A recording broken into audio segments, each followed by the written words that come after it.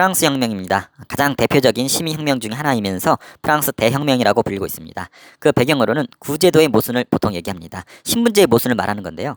2%밖에 되지 않는 이 1, 2신분들이 세금은 내지 않고 막대한 재산을 가지고 있습니다. 반면 98%에 해당하는 제3신분 같은 경우는 세금은 세금대로 내지만 정치에는 참여하지 못하는 이러한 모순을 갖고 있었는데, 이러한 부분이 프랑스 혁명의 큰 배경 중에 하나입니다. 그 신분제 모순을 나타낸 표랑 그림이 되겠습니다. 이때 부를 축적한 이 시민계급이 등장하는데, 이들은 이 낡은 제도에 대해 비판이 많았었고 그들한테 영향을 끼친 것이 계몽사상과 미국혁명 등이었었습니다. 이 두 사상과 혁명은 자유랑 평등이라는 것을 강조하기 때문에 이 프랑스 혁명의 사상적 배경이 되었습니다. 그 시작은 산부의 소집부터 시작이 됩니다. 당시 왕이었던 루이 16세가 재정이 악화되자 소집한 것이 쓰였는데요. 그 당시 때 이 안건이 통과가 되려면은 그 당시에는 1, 2신분은 신분별 투표를 주장했었고 3신분은 머리수 투표를 주장했었습니다. 이 차이가 뭐냐면, 신분은 1, 2, 3신분인데 여기서 다수결로 세 신분 중에 두 신분 이상이 찬성을 하면 통과되는 부분이 있기 때문에 3신분 입장에서는 1, 2신분이 주장하는 부분에 반대하는데 신분 수가 딸렸습니다. 반면에 머리수 투표를 하게 되면은 1, 2신분과 3신분이 이렇게 있는데 사람 수에 따라서 비례해서 투표하는 부분이죠. 이랬을 경우는 3신분의 의사가 온전히 전달될 수 있기 때문에 3신분은 머리수 투표를 주장했지만 받아들여지지 않습니다. 그래서 조직이 된 것이 국민의회입니다. 3신분들이 구성을 했었고 테니스 코트장에서 서약을 하게 됩니다.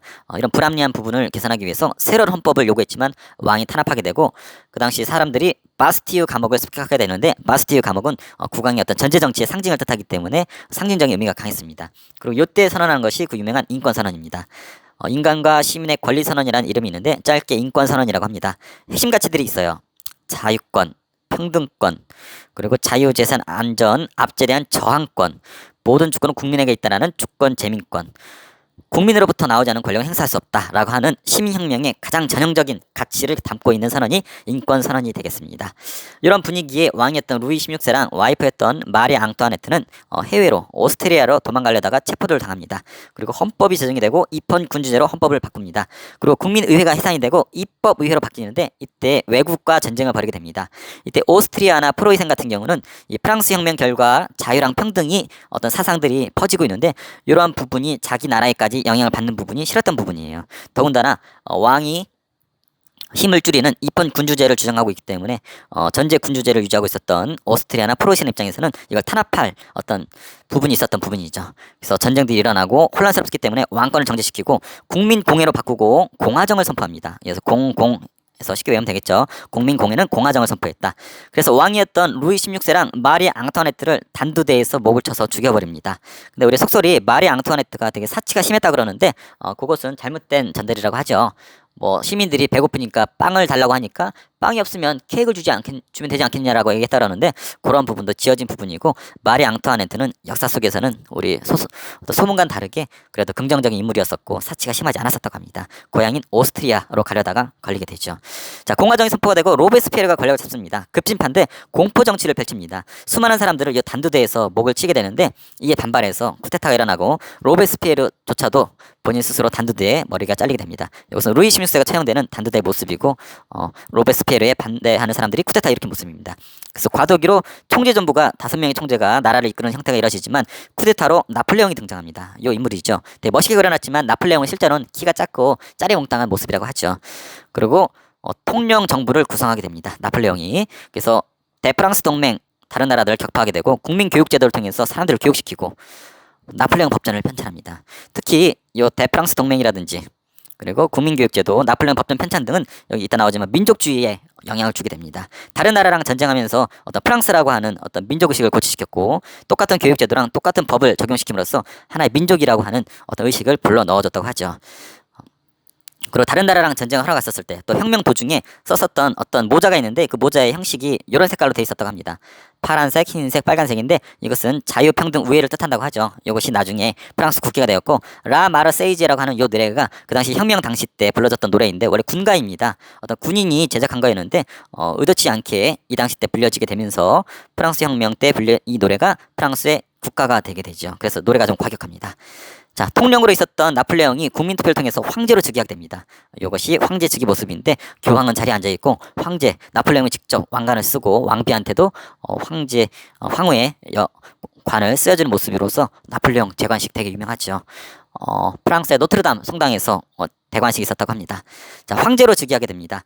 그리고 대외 팽창을 하게 되는데요.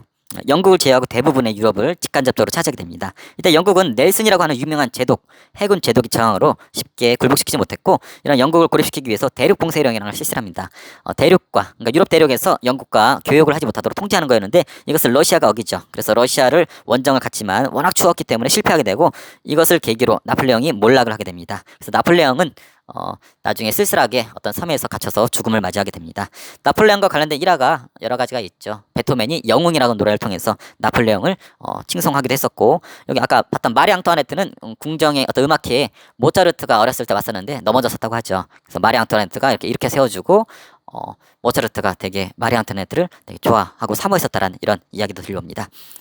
자, 나폴레옹은 영웅이기도 하지만 어떤 쿠데타 세력이기도 하지만 이 정복 전쟁을 통해서 프랑스 혁명이 다른 나라에 직간접적으로 전달되는 효과가 있었습니다. 그래서 나폴레옹이 맞서 싸우는 민족주의, 자기 민족들이 어떤 뭉치는 이런 민족주의, 혹은 분열에 있었으면 자기 민족을 중심으로 통일을 하는 이런 민족주의가 확산하는 계기가 되었었고, 자유주의, 프랑스 혁명 자체가 어떤 왕의 전제 정치로부터의 간섭으로부터의 배제, 간섭을 벗어난 자유를 뜻하잖아요. 이런 어떤 부분이 자유나 평등, 민족주의 이런 부분이 나폴레옹을 통해서 원하든 원치 않아든 다른 나라, 유럽으로 퍼졌다라는 이런 부분에 있어서 나폴레옹은 자유주의랑 민족주의를 퍼뜨렸다라고 보통 이렇게 이야기를 합니다. 자, 최종 정리 들어가겠습니다. 가장 전형적인 프랑스 혁명은 배경은 구제도의 모순에서 시작이 되었습니다. 1, 2신분에 대한 3신분의 불만, 그 중에서 대표적인 시민계급의 불만, 그들의 사상적 배경, 계몽사상과 미국혁명 등이 자유평등 등에 영향을 주었다는 부분. 그래서 순서 3부가 소집되었지만 투표 방식을 두고서 싸우게 되었고, 국민의회를 구성했었고, 바스티유 감옥을 습격하면서 인권선언을 발표한 것이 초창기 때 국민의회 때 모습이었다라는 거. 특히 인권선언에는 다양한 가치들이 녹아있다는 부분 꼭 기억해줘야 되고, 입법의회에서는 다른 나라들과 전쟁을 했었고, 국민공회를 통해서 공화정이 선포되었고, 왕과 왕비를 채용하면서 공포정치를 로베스피에르가 했었지만 로베스피에르마저도 채용되었었다는 거. 과도기로 5명의 총재정부가 있었고, 나폴레옹이 쿠데타로 등장했었고, 잠깐이지만 통령으로서 나폴레옹 법전이나 국민교육제도, 대프랑스 동맹 전쟁을 통해서 어떤 민족의식이 고취가 됐었고, 마지막에 국민투표를 통해서 황제가 되는 제정이 이뤄졌었고, 대외팽창을 통해서 영국 제외하고 대부분을 차지했었다는 거. 이런 정복 전쟁을 통해서 자유주의랑 민족주의가 확산이 되었다는 부분. 그래서 다음 시간에 볼 것도 자유주의와 민족주의가 각 유럽에서 어떻게 전개하게 되는지를 보게 될 겁니다.